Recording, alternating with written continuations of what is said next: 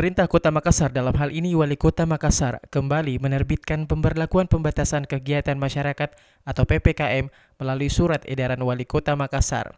Dari PPKM sebelumnya yang berakhir pada 5 Juli 2021 diperpanjang menjadi 6 Juli hingga 20 Juli 2021.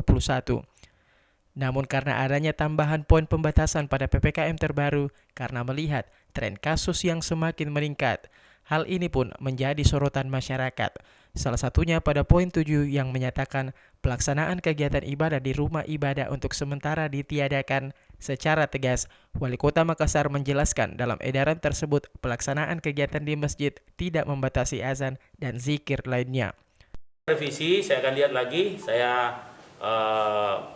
beberapa penyempurnaan termasuk pelarangan THM. Jadi penutupan THM sampai status RT-nya lepas dari orange.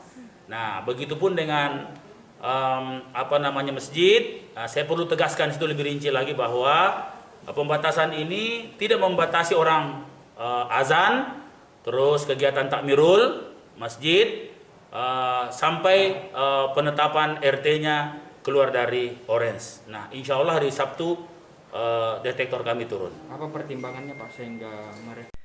Sementara poin 10 yang mengatur tentang pelaksanaan kegiatan usaha THM yang sebelumnya dibolehkan buka sampai pukul 17.00, pada revisi PPKM ditegaskan seluruh usaha THM ditutup total untuk sementara hingga status zona orange di wilayah RT tempat usaha berubah menjadi kuning atau hijau. Ira, Fajar TV dan Fajar Radio melaporkan.